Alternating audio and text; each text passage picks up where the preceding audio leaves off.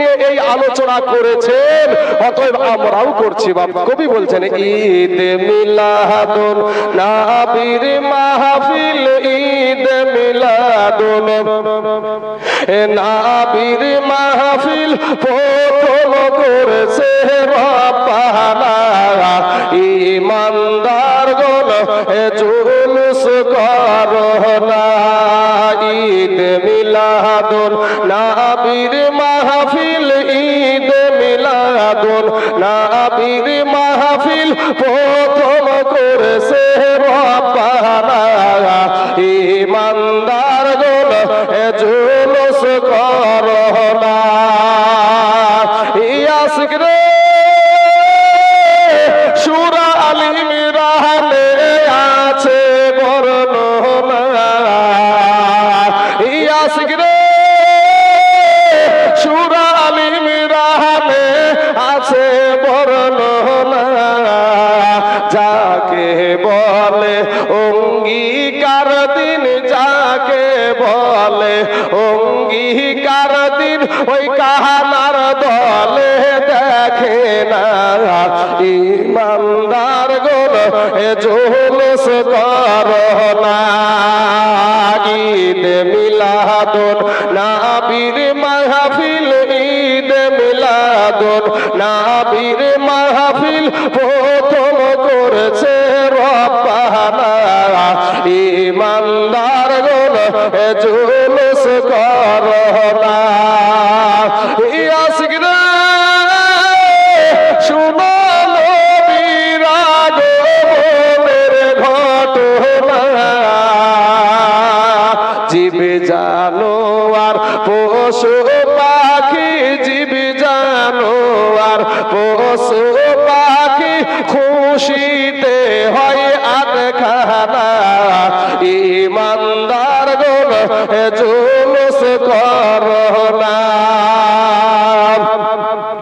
ইয়াসিক রে নবীর আশিক হরে দেওয়ানা।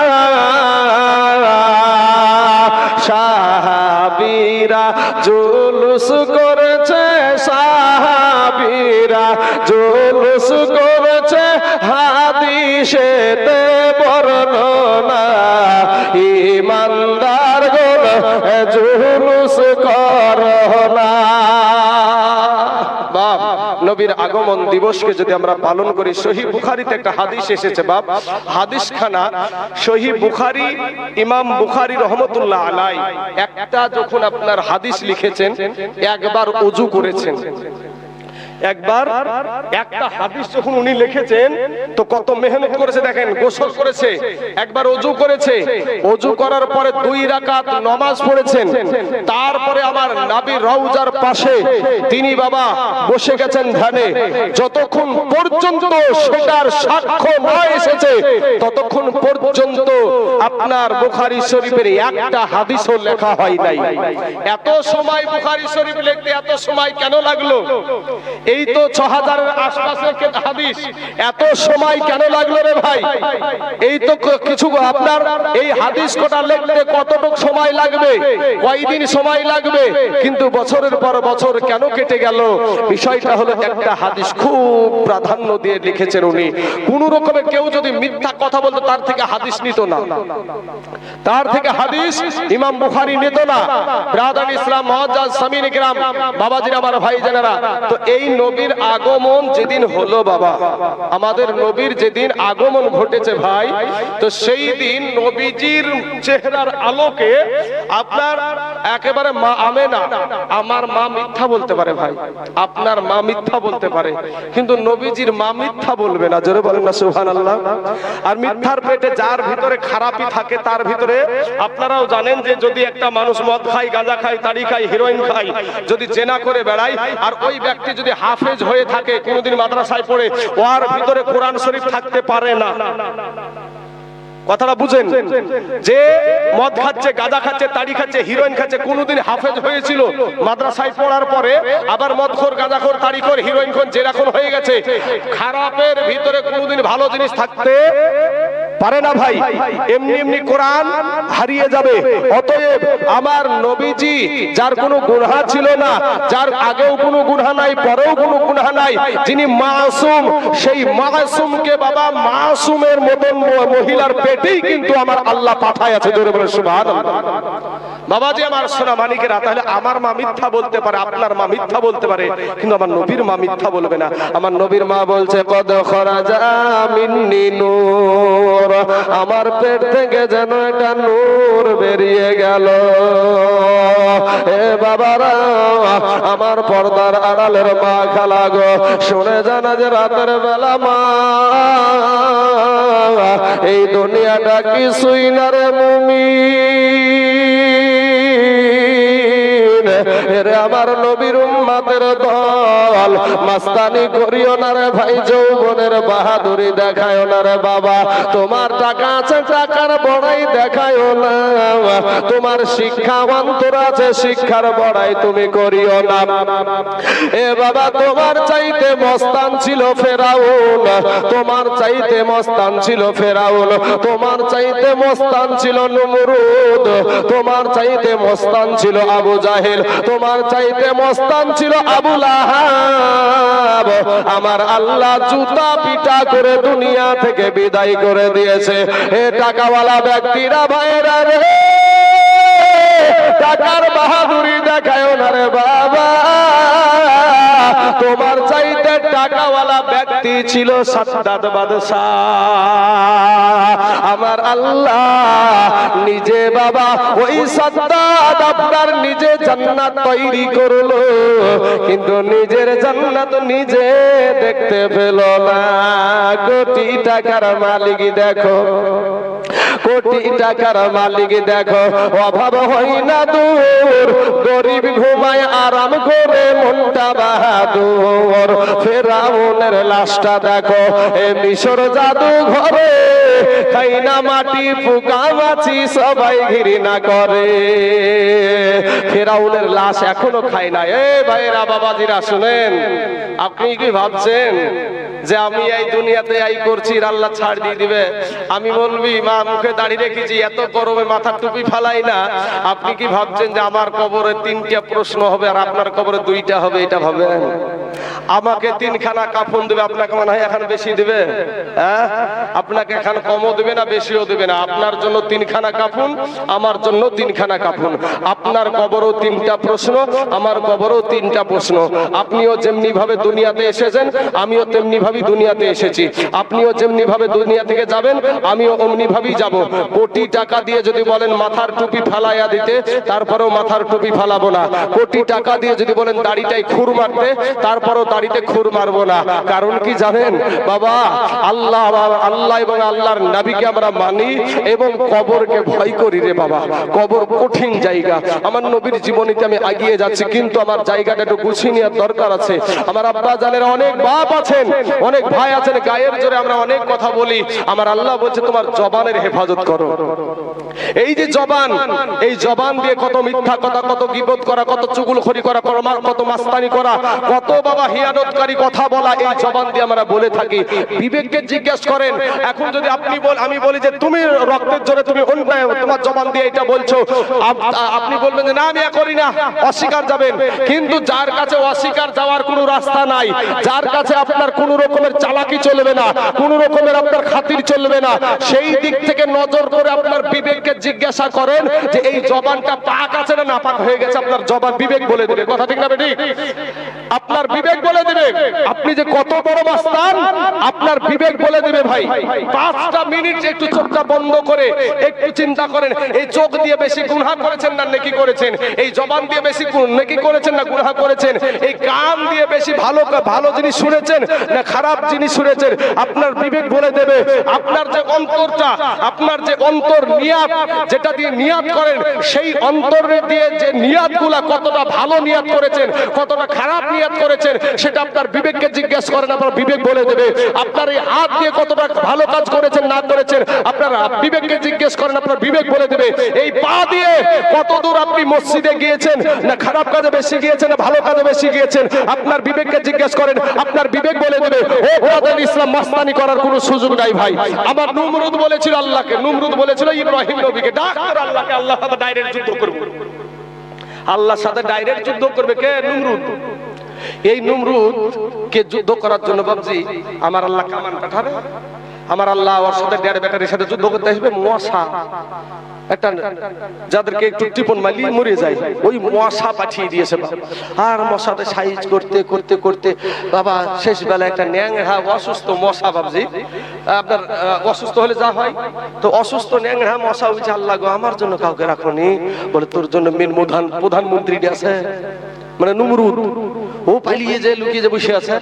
এবার বাবা যে আল্লাহর ইশারায় যায় দেখানোর পরে আপনার যে বসেছে লাকে বসেছে, যেমন মারতে যাবে হঠাৎ করে উড়ি গিয়ে লাকের ভিতর দিয়ে মাথার মগজে, যখন মাথার মগজে বসেছে তখন ইঞ্জেকশন শুরু করেছে। তো ইঞ্জেকশন যখন শুরু করেছে বাবা, এই মাথা টিপ আর একবার মাথায় মার, আর একবার বলছে জুতি দিয়ে মার। ডব্লু বুশকে যখন সাংবাদিক বাবাজি, আমেরিকার ডব্লু বুশকে যখন সাংবাদিক দিয়েছে জুতি দিয়ে, বুঝতে পেরেছেন? তখন আরেকজন জিজ্ঞেস করছে, আপনি কি মাইন্ড করলেন? বলে ডোন্ট মাইন্ড। মানে এদের কোনো লজ্জা শরম তো না, এরা মাইন্ড করবে না। কথা বুঝতে পারেন তো? এদের কোনো লজ্জা ঘৃণা তিকপিত কিছু হয় না বাবা। হ্যাঁ বাবাজি, আমার ভাই জানেরা, আমার আব্বা জানেরা, তাহলে একটু বুঝবেন, নিজের বিবেককে জিজ্ঞেস করেন। কবর কঠিন জায়গা বাপ, আমি আপনাদের দুশমন না।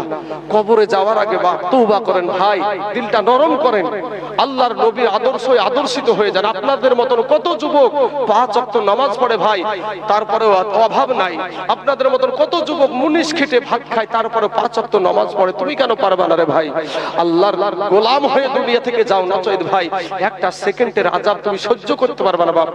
আজ দিনের বেলাতে সূর্য ছিল বাবজি, দিনের বেলাতে সূর্য ছিল ভাই, এখন তো সূর্য নাই। ফ্যান কটা চলছে দেখেন না? এই হুজুরের দিকে বোধহয় না একা দাও, কিন্তু এই দিক থেকে চলছে বা ফ্যান, এত ফ্যান। রাতের বেলায় ফ্যান ছাড়া ঘুম হয় না। কারণ কি? কবরতে আপনাকে ফ্যান দিবে না ভাই, কবর আপনাকে ফ্যান দিবে না, বাল্বও দিবে না। একটা বার আপনি বিছানায় শুয়ে যান, চোখটা বন্ধ করে একটু মালিশে মাথা 5টা মিনিট চিন্তা করেন না, যে যদি সকালবেলায় আপনি না উঠেন তাহলে তো আপনাকে কবরে। উড়িষ্যার বালেশ্বর নামে একটা জায়গাতে করমন্ডল নামে একটা ট্রেন অ্যাক্সিডেন্ট হয়েছিল। 3টা ট্রেন একসাথে আপনার অ্যাক্সিডেন্ট হলো, 300 যুবক মারা গেল ভাই, যাদের জন্য তারা বিদেশে পাড়ি দিচ্ছিল। দেশের মানুষেরা শুনেন, খাজরিয়ার মুসলমানেরা, যুবকেরা শুনেন, আপনার বিবিকে রেখে আপনি যান সৌদিতে, কাতারে, কুয়েতে, আপনার বিবি ছেলে মেয়েদেরকে খাওয়াচ্ছেন, কিন্তু ভাই রে শোনা, যখন আপনি মারা যাবেন আপনার লাশটা আনতেও পারে নাও আনতে পারে, কোনো গ্যারান্টি নাই। এ যুবক আমার ভাইয়েরা, যাদের জন্য তোমার জীবনটাকে একেবারে শেষ করছো, তারা কেউ তোমার কবরে যাবে না। তোমার কবরে যদি কেউ আসে তাহলে তোমার নবী আসবে। জোরে বলেন সুবহানাল্লাহ। হাদিসে এসেছে, মা কুনতা তাকুলু ফি হাযার হাক্কুর রাজুল সশরীরে। আমরা যে এই ঈদে মিলাদুন নবী পালন করে থাকি, তো এই ঈদে মিলাদুন নবীটা আমরা অনেকেই বলছে না এটা করা যাবে না, এটা বেদাত, এটা করা যাবে না, এটা হারাম। আমাদের এলাকাতে একটা মমতাজুল বলে একটা মাস্টার আছে, বলছে পাকা হারাম তাই বলছে। বাবাজি, আমি আপনাদেরকে কিছুক্ষণের মধ্যে, আমি জানেন আপনারা জীবনী বক্তা আমি, তো তারপরেও এই বিষয়টা সম্পর্কে একটু আলোচনা, কেন এই আমাদের এই সভাটা করা হয় সে বিষয়ের উপরে একটু আপনাদেরকে বলি। এটাকে আমরা বলে থাকি ঈদে মিলাদুন নবী, মানে এই দিনটাকে আমরা ঈদ হিসাবে পালন করি, ঈদ হিসাবে পালন করি। এখন আপনাদেরকে যদি আমি প্রশ্ন করি যে বাবা আমাদের ঈদ কয়টি, তো আপনারা বলবেন ঈদ হলো 2টি, একটা হলো ঈদুল ফিতর আর একটা হলো ঈদুল আজহা। বাংলা ভাষায় বলতে কি, একটা কোরবানির ঈদ আর একটা হলো রোজার ঈদ। এই দুটাকে কিন্তু আমরা সবাই চিনি, কিন্তু আদার্স যে আপনারা আরো ঈদ পালন করেন কিন্তু জানা নাই। পালন ঠিকই করেন কিন্তু জানা নাই। দেখেন সুনানে ইবনে মাজার ৭৭ নম্বর পৃষ্ঠায় একটা হাদিস এসেছে, হাদিসখানার মতন এইরকম আনিবনি আব্বাস রাদিয়াল্লাহু তাআলা আনহু قال قال رسول الله صلى الله عليه وسلم ان هذا يوم عيد جعله الله للمسلمين। আমার আল্লাহর নবীর সাহাবী ইবনে আব্বাস রাদিয়াল্লাহু তাআলা আনহু বলছেন যে দয়ার নবীজি বলেছেন এক জুমার দিন শুক্রবারের দিন বলছেন যে এই দিনকে অর্থাৎ জুমার দিনকে আল্লাহ পাক মুসলমানদের জন্য ঈদ হিসাবে নির্ধারণ করেছে। জোরে বলেন সুবহানাল্লাহ। আমার জবানের কথা না, এটা আমার দয়ার নবীজির কথা। বাবা সেই নবী আপনারও নবী আমাদেরও নবী, ওই নবীকে আপনারাও মানেন আমরাও মানি, কোনো সমস্যা থাকবে না। ব্রাদার ইসলাম ইমাম জালালউদ্দিন সুয়ুতি রহমতুল্লাহ আলাইহির ফাতহুল কবির গ্রন্থের ভিতরে এসেছে এবং মুসনাদু আহমদের ৮০২৫ নম্বর হাদিসখানার মধ্যে এসেছে। হাদিসখানার মতন এইরকম আন আবি হুরায়রা রাদিয়াল্লাহু তাআলা আনহু ক্বালা সামি'তু রাসূলুল্লাহ সাল্লাল্লাহু আলাইহি ওয়াসাল্লাম ইন্না ইয়াউমাল জুমআতি ইয়াউমু ঈদ। বিখ্যাত সাহাবী হযরতে আবু হুরায়রা রাদিয়াল্লাহু তাআলা আনহু বলছেন যে ইন্না ইয়াউমাল জুমআতি ইয়াউমু ঈদ। আমি দয়ার নবীজির মুখে শুনেছি, নবীজি বলেছেন যে নিশ্চয় জুমার দিন শুক্রবারের দিন হলো ঈদের দিন। জোরে বলেন সুবহানাল্লাহ। দুইটা হাদিস থেকে আমরা পেলাম যে শুক্রবার ঈদের দিন। এখন আমরা তো জানি শুধু কুরবানি আর রোজা, কোরবানি আর রোজা। তো এই দিনটাকে এমন কি বাবা শুক্রবারের দিনটা যারা হজে যাওয়ার মতন শক্তি নাই, গরিব মানুষ, এদের জন্য হজের দিন। জোরে বলেন সুবহানাল্লাহ। বাবাজি তাহলে আমরা বুঝলাম দুইটা হাদিস থেকে পেলাম যে শুক্রবারটা ঈদের দিন। তাহলে আমরা বছরে কয় দিন আমরা ঈদ পড়ি? এক বছরে 52 শুক্রবারে হয় এক বছর, 52 শুক্রবারে হয় এক বছর। তাহলে 52 দিনই হলো ঈদের দিন। জোরে বলেন সুবহানাল্লাহ। তাহলে 52 দিন, আর এদিকে হলো ঈদুল ফিতর আর ঈদুল আজহা, 54 দিন হয়ে গেল। বাবা সহিহ বুখারীতে একটা হাদিস এসেছে, হাদিসখানার মতন এইরকম আন আম্মার ইবনে আবি আম্মার ক্বালা ক্বারা ইবনে আব্বাস আল ইয়াউমা আকমালতু লাকুম দীনাকুম ওয়া আতমামতু আলাইকুম নি'মাতি ওয়া রাদিতু লাকুম ইসলামা দীনা ওয়া ইনদাহু ইয়াহুদিয়ুন ফাকালা লাউ উনসিলাত হাযিহি লাতাখাযনা ইয়াউমাহা ঈদা ক্বালা ইবনে আব্বাস ফাইন্না নাযালাত ফি ইয়াউমি ঈদাইনি ফি ইয়াউমি জুমআতি ওয়া ইয়াউমি আরাফা। একজন তাবিঈ আম্মার ইবনে আবি আম্মার রাহমাতুল্লাহ আলাইহি বলছেন যে দয়ার নবীজির একজন সাহাবী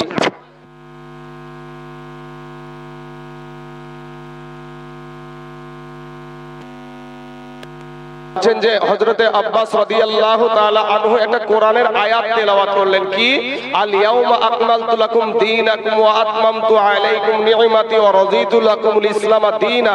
এই আয়াতটা তেলাওয়াত করছেন। ওয়া ইনদাহু ইয়াহুদিয়ুন, ওখানে একটা ইহুদি উপস্থিত আছে। তো ইহুদি বলছেন, ওগো আব্বাস, এই আয়াতটা যদি আমরা ইহুদির উপরে নাজিল হতো, যদি ইহুদিদের উপরে নাজিল হতো, তো যেদিন এই আয়াতটা নাজিল হয়েছিল নবীর উপরে, সেই দিনটাকে আমরা ঈদ হিসাবে পালন করতাম।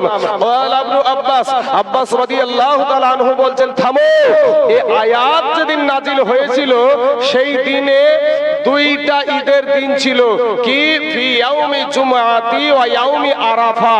একটা ছিল জুমার দিন আর একটা ছিল আরাফার দিন। জোরে বলেন সুবহানাল্লাহ।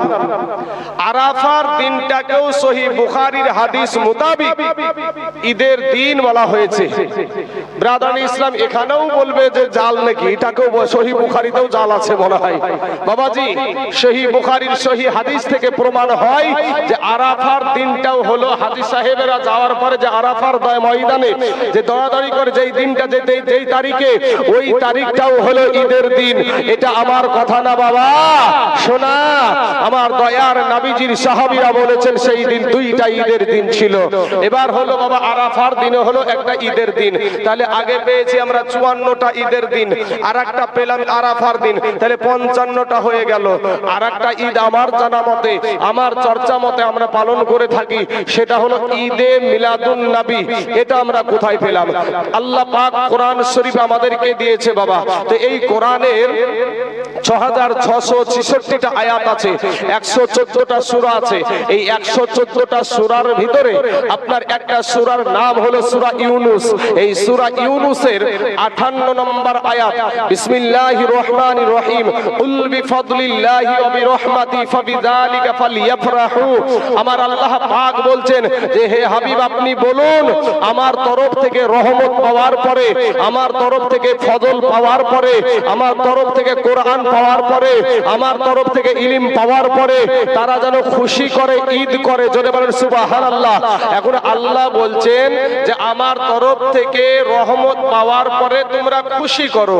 তো খুশির আরবি হলো বাবা ঈদ, খুশির আরবি হলো ঈদ। তো এখন আমাদেরকে খুশি করার কথা আমার আল্লাহ বলেছে কি পাওয়ার পরে? আল্লাহর রহমত পাওয়ার পরে। এখন আমরা 12ই রবিউল আউয়ালে শুভহে সাদেকের টাইমে আমাদের যে নবীকে আমরা পেয়েছি, তো সেই নবীকে আমরা কি হিসাবে পেয়েছি? আল্লাহর কোরআনকে জিজ্ঞাসা করেন, কোরআন বলবে ওয়া মা আরসালনাকা ইল্লা রাহমাতাল লিল আলামিন। আমার আল্লাহ এই 12ই রবিউল আউয়ালের শুভহে সাদেকের টাইমে আমার আল্লাহ সমগ্র জাহানের জন্য আপনার নবী আমার নবীকে রহমত করে পাঠায় আছে। জোরে বলেন সুবহানাল্লাহ। রহমত পাওয়ার পরে খুশি করার কথা, ঈদ করার কথা আমার আল্লাহ বলেছে। বাবা আমার আল্লাহর হুকুম আমরা মানি, যারা মানে না তাদেরকে আমি গালি দেব না। গালি দেওয়াটা আমার নবীর আদর্শ না বাবা। তাদের জন্য আমরা একটু দোয়া করব, আমরা তাদের জন্য একটু দোয়া করব, আল্লাহ তাদেরকে হেদায়াত দান করুক। ওই তো বললাম ডুবুরির বিষয়টা ভাই, জেনারেল শিক্ষিত ছেলেরা মুফতি সাহেব, আলেমের দরকার হয় না এদের, ভালো করে ফাতিহা সূরা জানে না বাবা। আমাদের মতো তাবিলে যে আপনাদের কোনো দোষ এরকম না বাবা, সব হয়েছে আলেমদের দোষে। আলেমেরাই বলেছে যে নবীজির মুখে দুর্গন্ধ ছিল, নাউজুবিল্লাহি মিন যালিক। আলেমেরাই বলছে হযরত আলী রাদিয়াল্লাহু তাআলা আনহু মদ পান করে নামাজ পড়েছে।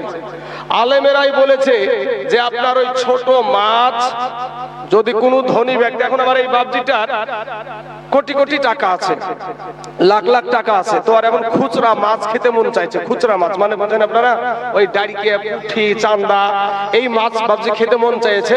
তো এখন ইনি এখন কোটিপতি মানুষ, লাখ লাখ টাকার মালিক, এর কারণে এই খুচরা মাছ খেতে পাবে না। একে খেতে হলে কি খেতে হবে? বড় মাছ খেতে হবে, কারণ এই টাকাওয়ালা ব্যক্তি। খুচরা মাছ যদি খায় তাহলে এ নাকি জাহান্নামে চলে যাবে। আচ্ছা এটা আলেমের কথা না গাঁজাখোরের কথা বাপ? এটা গাঁজাখোরের কথা না ভাই? এই যুবকেরা, গাঁজাখোরের কথা না এটা? একটা গরিব মানুষ, আবার এই ভাইদের পয়সা করি নাই, গরিব মানুষ, খেটে খাওয়া মানুষ, এর এখন মন চেয়েছে বাবা একটা বড় কাতলা মাছ খাবে। তো বড় কাতলা মাছ খেয়েছে অনেক দিন থেকে, 2 পয়সা করে গুছাতে আমার এই ভাইটা কিছু টাকা গুছিয়েছে, একটা বড় মাছ নিয়ে বিবিকে নিয়ে, ছেলে মেয়েকে নিয়ে, মা বাবাকে নিয়ে আনন্দ করে খাবো। এখন বাবা এই ভাইটা গরিব মানুষ হওয়ার কারণে ও বড় মাছ খাবে কেন? ও বড় মাছ খাওয়ার জন্য এই ভাইটা নাকি জাহান্নামী। আপনাদের মতন মানুষরা বলছে না বাবা, আমাদের মতন মোল্লা, আমাদের মতন মোল্লারা। তাহলে বলেন ভাই এটা কি একটা ভালো মস্তিষ্কওয়ালা মানুষের কথা? বাবাজি আমার সেনাবাহিনীরা, আমার ভাই জানেরা, আজকে আমাদের ভিতরে এত ভেজাল ঢুকে গেছে। আসল কথা কি জানেন? আমরা মুসলমানেরা, যত মুসলমান কান্ট্রি গুলো আছে, আর যতগুলো মুসলমান কান্ট্রি আছে, সবাই যদি একযোগে হা করে তো সবাই কোন দিক দিয়ে পালাবে? এন্দুরের গর্ত খুঁজেও পাবে না। কিন্তু মুসলমানেরা কি করছে জানেন? ও নিজেই একাই 100 মনে করছে। আমার সাথে যখন হবে তখন আমি দেখে নিব নিজে যে একতা, আমি যে এই চাচাকে মেনে নিব চাচা হিসাবে, এই মানাটা মানছি না। ও চাচাও চাচা আছে, ওর জায়গাতে ও আছে, আমার জায়গাতে আমি আছি। এই মাস্তানি করার কারণে সারা বিশ্বের মুসলমানেরা মার খাচ্ছে ভাই। সারা বিশ্বের মুসলমানের কোনো কারণ নাই, একটাই কারণ, আপনাকে আমি মানি না আর আপনি আমাকে মানেন না, এটাই কারণ। এর কারণে আজ মুসলমানেরা অধপতন এইভাবে নিচে নেমে যাচ্ছে, এইভাবে মার খাচ্ছে, আর এইভাবে মুসলমানেরা মরবে। ভাই আজ আপনারা শুধু ওই দিকটা না, কান্ট্রির দিক দিয়ে বুঝালে এটাই বুঝেন না। এই যে আমাদের নামাজের ভিতরে আমরা একই সাথে নামাজ পড়তাম না, ভিড় নিচে হাত বেঁধে, এরকম হয়েছে না হয়নি? নতুন মাল হয়েছে তো নাকি? হ্যাঁ, বারবার এরকম হয়েছে না হয়নি? শুরু হয়েছে তো। হ্যাঁ বাবাজি আমার সোনা বালিকের আমার ভাই, বুঝলে বুঝ পাতা, না বুঝলে বাবা তেজ পাতা। আমি ওদিকে যাব না, এদের থেকে দূরে থাকবেন, এদের থেকে দূরে থাকবেন। মানে এরও উকালতি করার একটু উকালতি করার চেষ্টা করছে, মানে কি বুঝেন? আপনি একটা উকিল ধরেছেন, আমি একটা উকিল ধরেছি, তো এখন আপনার উকিল চাইবে যে আমি বড় হব, আমি আমার আমার যিনি আমাকে টাকা দিয়ে কিনেছে তাকে জিতাবো, আর একজনের উকিল বলছে যে না আমাকে টাকা দিয়ে কিনেছে আমি জিতবো। দুজনের ভিতরে তর্ক শুরু হয়, কেউ কিন্তু দুজনের ভিতরে কেউ কিন্তু হ্যারাসমেন্ট হতে চাই না। অতএব আমাদের ভিতরে একই অবস্থা, ভুল কি সঠিক জানার দরকার নাই, অসব কিছু বুঝার দরকার নাই, আমি সঠিক এটাই ঠিক, এই যে কথা, এটা আমার ভিতরে। আমি এই যে হাদিসগুলো পড়লাম, তো বাবা আমি হাদিস পড়তে পড়তে যে শুধু হাদিস পড়লি যে সব কিছু আমার জানা, এটা কি বলতে পারবো ভাই? বলতে পারবো না, আমার ভিতরে ভুল থাকতে পারে, আমি মানুষ।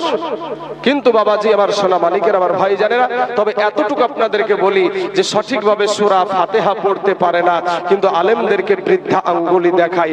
কিন্তু বাবাজি এই দিক থেকে একটু সতর্ক থাকবেন, এটা আপনাদেরকে অনুরোধ করে বলে গেলাম, এদের থেকে সতর্ক থাকবেন। বাবাজি আমার ভাই জানেরা, আমার আব্বা জানেরা, যারা আজকালকার আমাদের জামানায় এই দেশে কুয়া ছিল গো, কুয়া কুয়া কুয়া থেকে পানি উঠানো। এখন এই ছেলেটাকে যদি আমি জিজ্ঞাসা করি, বেটা কুয়া দেখেছো তুমি? এই ছেলেটাকে যদি বলি যে বেটা তুমি কুয়া দেখেছো, কুয়া কি জিনিস জানো? 10 বছর পরে যদি ভাইয়াকে জিজ্ঞাসা করি, তো কুয়া তো আমাদের সমাজ থেকে হারিয়ে গেছে নাকি? হারিয়ে গেছে। তাহলে এই ছেলেটাকে যদি বলি ভাই মাইরিয়া কি জিনিস জানো তুমি? কাওন কি জিনিস জানো তুমি? তারপরে আপনার ওই শিয়ামজা, মাইরিয়া, কাওন, তারপরে আপনার আরো অনেক রকমের ছিল আগে, কুত্তি কালাই, এক রকমের কালাই, কিন্তু আর কুত্তি কালাইয়ের দাম অনেক, কুত্তি কালাই যেগুলো বলছে ওগুলো আরো অনেক দাম। তো এই কুত্তি কালাই যদি ছোট ছেলে তো দূরের কথা, আমাদের মতন যুবক এখানকার জিজ্ঞেস করেন কুত্তি কালাই কি জিনিস চিনে না, তাহলে বাবা আপনি 1400 বছর পরে এসে জান্নাতুল বাকিকে দেখছো, কিন্তু ভাই আজ থেকে 100 বছর আগে, 150 বছর আগে ওই জান্নাতুল বাকি যে কি অবস্থায় ছিল সেটা তো তুমি দেখো নাই, সেটা তো তুমি দেখো নাই। তুমি এখন যাচ্ছ সৌদি আরবে, যাওয়ার পরে জান্নাতুল বাকি দেখে আসছো, তুমি যেটা দেখছো সেটাকে যে ভেঙে চুরমার করেছে সেটা তো তুমি জানো না, সেটাকে যে ভেঙে চুরমার করে ফেলা হয়েছে সেটা তুমি জানো না। না জানার পরেই তুমি আজকে আমরা আপনার সৌদি আরবের রাজধানীর নাম কি বাপ জানা আছে? সৌদি আরবের লোকের না থাকা লোক না, রিয়াদ, রিয়াদ, রিয়াদ। তো এই রিয়াদের আসল কিন্তু রিয়াদ নাম ছিল না, ওইটার নাম ছিল নাস শহর। সৌদি আরবের নাম আপনি ইতিহাস পড়েন, ইতিহাসে পেয়ে যাবেন। সৌদি আরবের নাম সৌদি আরব ছিল না, নবীর দেওয়া নাম ছিল জাজিরাতুল আরাবিয়া। সেই নামকে পরিবর্তন করে এই ইবনে আব্দুল ওয়াহাব নাজদি, ওই ইবনে আব্দুল ওয়াহাব নাজদি সেই নামকে পরিবর্তন করে শ্বশুরের নামে নাম দিল কি আস-সাঈদাতুল আরাবিয়া, আমরা সংক্ষিপ্ত বলি সৌদি আরব। জানতে হবে, পড়াশোনা করতে হবে। শুধু পড়াশোনা না করলে বাবা ইউটিউব দেখে, ভিডিও দেখে, এইগুলা দেখে সঠিকটা পাওয়া যাবে না রে ভাই। আমি এখন ঘরের ভিতরে বসে আমক নাই তমক নাই হ্যান নাই তেন নাই বলে দিলাম, আপনি শুনে ওটার উপরে আমল শুরু করে দিলেন। ভাই আপনি ওটার কোনো আপনার খুঁটি খুঁজে পাবেন না। আজ আপনাদের ইমাম আছে, এই দেশের যোগ্যতম একটা ইমাম আছে জুমা, এই জুমার ইমামটা আপনাদের তো সব সময় একে পাবেন না, পাবেন না। আমি তাই চলে এসেছি 2 ঘন্টার মাল, 2 ঘন্টার পরে যখন আমি এখান থেকে বহরমপুর পার হয়ে যাব, আর ফিরে আসার টাইম আমার নাই, আছে আর নাই। কিন্তু আপনাদের সুখে দুঃখে, আপনাদের কষ্টে সব সময়তে আপনাদের পাশে দাঁড়িয়ে থাকবে। অর্থাৎ আমাকে প্রাধান্য দেওয়ার চাইতে আপনার ইমামকে আমার চাইতে 1000 গুণে প্রাধান্য দেওয়াটাই হচ্ছে আদর্শের কাজ। জোরে বলেন সুবহানাল্লাহ। বাবাজি আমার সোনা মানিকেরা, তাহলে যারা ইউটিউব দেখে, ভিডিও দেখে মাস্তানি করছে, এদের বাবা খুঁটি নাই, এদের বাপ নাই, এদের বাপ নাই। যেমন বলবেন আই বসে, তখন আর মুস্তাদ খুঁজে পাওয়া যাবে না। তাহলে বাবা আল্লাহ এদেরকে হেদায়াত দান করুক, সবাই বলেন আমিন। এবার বাবা এই যে আমরা ঈদে মিলাদুন নবী করছি, এটা কোরআন থেকে প্রমাণ দিয়েছি আপনাদেরকে যে কোরআন থেকে। আর এই মাহফিলটা রোজে আজলে আমার আল্লাহ সর্বপ্রথম করেছে, জোরে বলেন সুবহানাল্লাহ। সূরা আল ইমরান আপনারা নাম শুনেছেন, সেই সূরাতে আছে ওয়াইজ আখাযাল্লাহু মিসাকান নাবিয়িনা লামা আতাইতুকুম মিন কিতাবি ওয়া হিকমাতিন। বাবা আমার আল্লাহ বলছে রোজে আজলে রূহের জগতে আল্লাহ বলছে সমস্ত নবীগণকে ডেকে বলছেন যে শুনো, তোমাদেরকে আমি হিকমত দিব, কিতাব দিব, কিন্তু আমার বন্ধু অর্থাৎ আমার দয়ার নবী যখন দুনিয়াতে প্রবেশ করবে তখন তোমরা তাকে সহযোগিতা করবে, জোরে বলেন সুবহানাল্লাহ। আমার